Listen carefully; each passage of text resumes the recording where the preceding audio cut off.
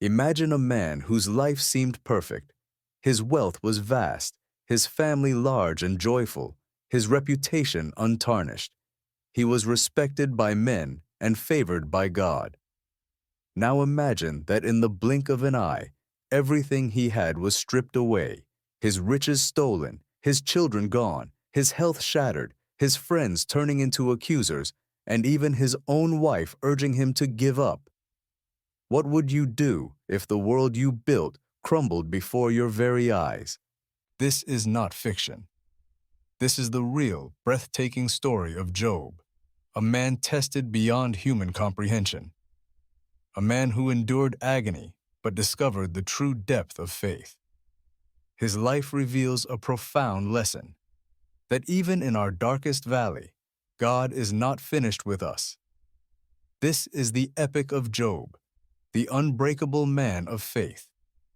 Job lived in the land of Uz, and he was not just another man, he was the greatest of all the people in the East. The scriptures describe him as blameless and upright, one who feared God and shunned evil. He was wealthy beyond measure, owning thousands of sheep, camels, oxen, and donkeys. His household was vast, his influence unmatched. But Job's true wealth was not his possessions. It was his devotion. He was a man who interceded for his children, offering sacrifices on their behalf, fearing that perhaps in their feasts they might have sinned unknowingly against God. His heart was anchored in righteousness. Job had built his life on faith, family, and integrity. The people of Uz saw in Job the picture of blessing. His home rang with laughter, his barns overflowed with grain, his flocks covered the hills, and his name commanded respect. If anyone wanted proof of God's favor, they looked at Job. He seemed untouchable. But unknown to Job, a cosmic conversation was about to change everything. Far above the earth, in the courts of heaven, the sons of God presented themselves before the Lord. And among them came Satan, the adversary, the accuser. God asked, "Have you considered my servant Job? There is none like him on the earth, blameless and upright, a man who fears God and shuns evil." But Satan sneered, "Does Job fear God for nothing? Have you not put a hedge around him, his household, and everything he has? You have blessed the work of his hands, so his possessions spread across the land. But stretch out your hand and strike all he has, and he will surely curse you to your face." The Lord replied, "Very well, everything he has is in your power, but on the man himself do not lay a finger." And so, the test began. The stage was set for the most heart-wrenching trial a man could endure.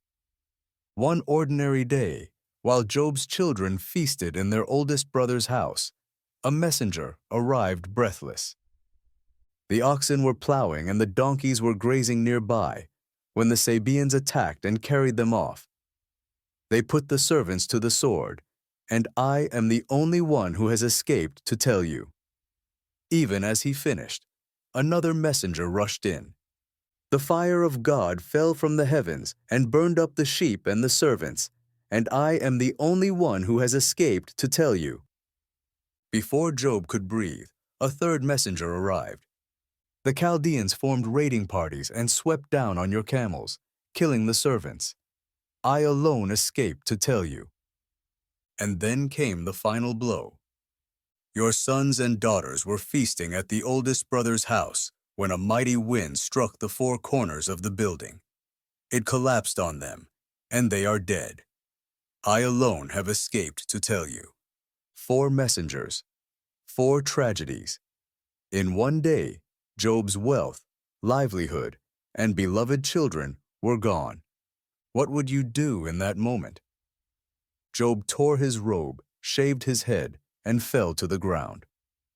But instead of cursing God, Job worshipped. He cried out, "Naked I came from my mother's womb, and naked shall I return. The Lord gave, and the Lord has taken away. Blessed be the name of the Lord. And Scripture says, in all this, Job did not sin nor charge God with wrongdoing. But the test was not over. Again, in the heavenly courts, the Lord spoke of Job's faithfulness. But Satan sneered, skin for skin. A man will give all he has for his own life. Stretch out your hand and strike his flesh and bones, and he will surely curse you to your face. God permitted Satan again. Very well, he is in your hands, but spare his life. And so Job was struck with painful sores, from the soles of his feet to the crown of his head. His skin blistered, his body wasted, his strength drained. In agony, he sat among the ashes, scraping himself with broken pottery. Then came perhaps the most piercing wound, not from Satan, but from his own wife. She looked at him, disfigured and broken, and said, "Are you still holding on to your integrity? Curse God and die." But Job, even in pain, answered, "Shall we accept good from God and not trouble?" And once again, Job did not sin with his lips. News of Job's suffering spread, and 3 of his friends came to comfort him, Eliphaz, Bildad, and Zophar. But when they saw him, they were so shocked at his condition that they could not recognize him. They wept, tore their robes, and sat with him on the ground for 7 days and nights. Not one word was spoken, for his grief was too great. But after silence came speeches, and what was meant as comfort turned into condemnation. One by one, his friends argued that Job's suffering must be punishment. Eliphaz suggested he had sinned and should seek God's forgiveness. Bildad declared that Job's children must have sinned, and that is why they perished. Zophar bluntly told Job he probably deserved worse. Their words were salt in open wounds. Instead of comfort, Job received accusations. Instead of compassion, he received judgment. And Job cried out, not in denial of God's existence, but in desperation. He cursed the day of his birth, questioned the purpose of his life, and longed for answers. Why do the wicked live on, growing old and increasing in power, while I, who have walked upright, am crushed? His lament was raw, his emotions unfiltered. Job did not pretend. He wrestled openly with God, demanding an audience with the Almighty. A younger man, Elihu, had listened silently. But when the friends stopped speaking, Elihu stepped forward. Unlike the others, he did not accuse Job outright. He reminded Job that God is greater than man, that his purposes are beyond human understanding. Elihu insisted that suffering may be a tool of instruction, that God speaks through pain to draw men closer to himself. Elihu's words prepared the way for what was coming, the voice Job had longed to hear. Finally, after silence and storms of debate, the Almighty himself spoke. Out of a whirlwind, God answered Job. "Who is this that obscures my plans with words without knowledge? Brace yourself like a man. I will question you, and you shall answer me." And then God asked Job a series of questions that shook the soul. Where were you when I laid the earth's foundation? Tell me if you understand. Who marked off its dimensions? Who shut up the sea behind doors? Have you ever given orders to the morning, or shown the dawn its place? Do you send the lightning bolts on their way? Do they report to you, "Here we are"? God did not explain Job's suffering. Instead, he revealed his greatness. He reminded Job that the universe is vast, creation intricate, and his wisdom far beyond human grasp. Job realized the truth. He had spoken of things too wonderful for him to know. He put his hand over his mouth and said, "I repent in dust and ashes." In that moment, Job's faith was not destroyed by suffering. It was deepened by revelation. But God was not done. After rebuking Job's friends for speaking wrongly about him, God commanded them to offer sacrifices and asked Job to pray for them. And when Job prayed for his friends, something remarkable happened. The Lord restored Job's fortunes.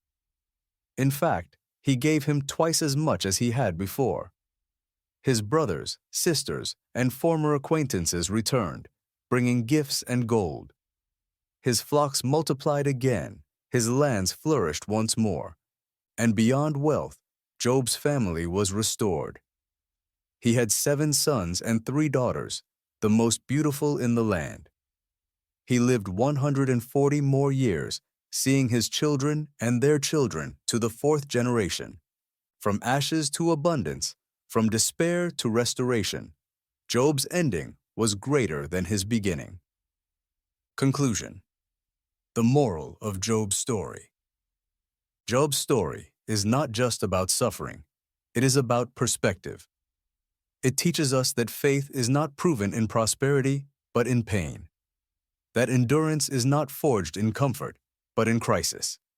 That God's silence does not mean His absence, and His ways are higher than ours. The moral lesson is this: in life, trials will come.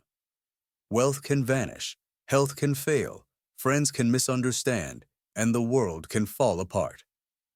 But true faith is unshaken, not because it avoids suffering, but because it trusts God through suffering.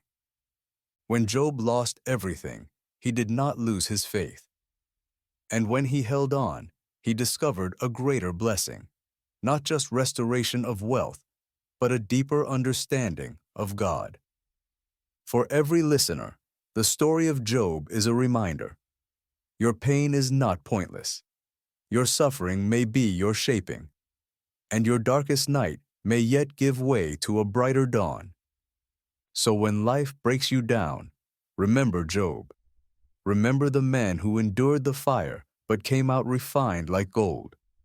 Remember that though the storm rages, God remains sovereign. And above all, hold on to faith, for the God who restores Job is the same